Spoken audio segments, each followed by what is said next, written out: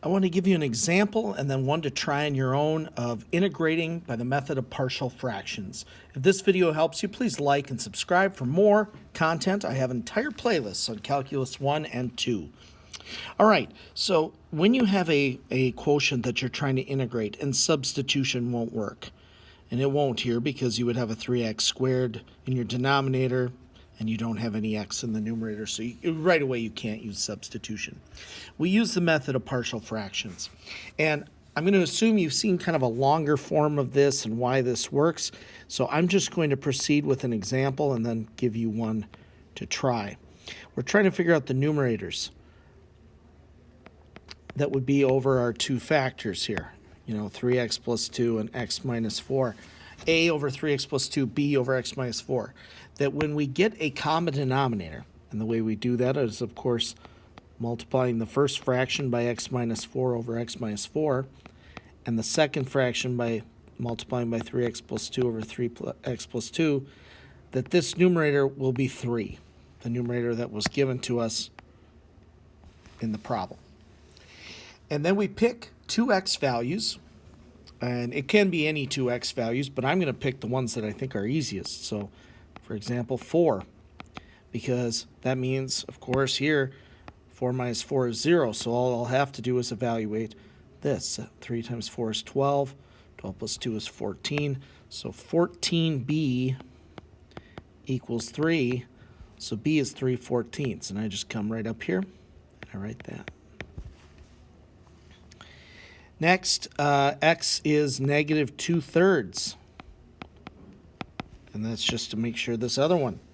3 times negative 2/3 is negative 2, plus 2 is 0. So negative 2/3 minus 4. So let's just think. Negative 2/3 minus 12/3. If you get a common denominator, negative 2/3 minus 12/3 is negative 14/3. Well, excuse me.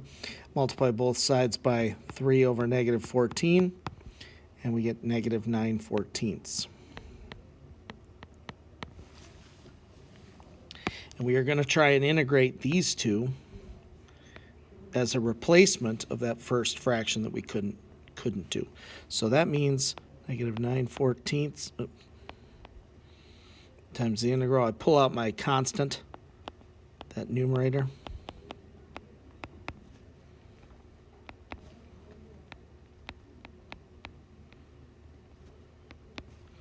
Now, both of these, I like to just think substitution. I like to think if u was 3x plus 2, du would be 3.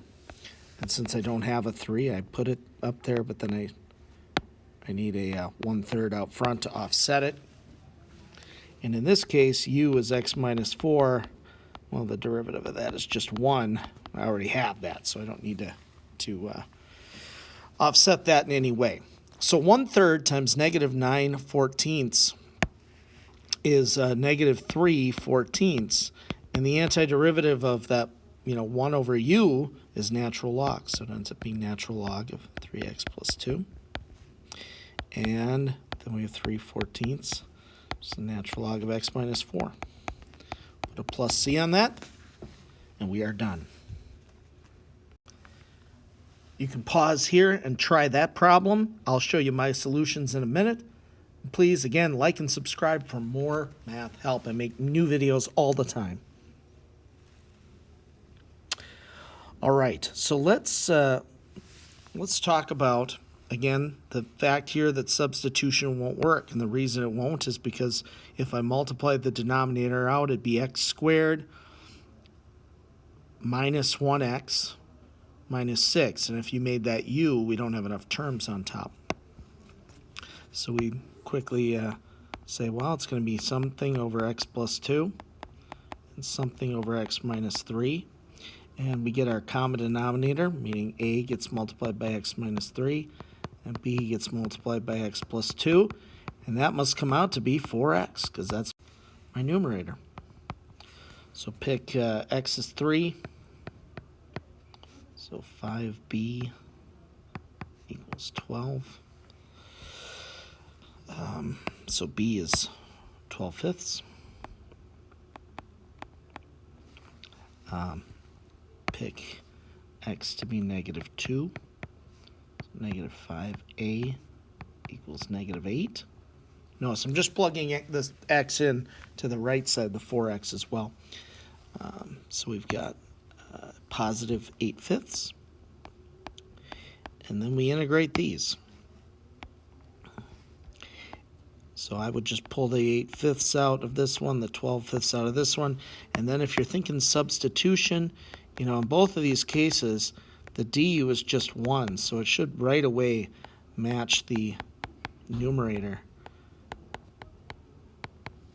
So we shouldn't have to offset it with a multiplier like we did on top with that 3x plus 2.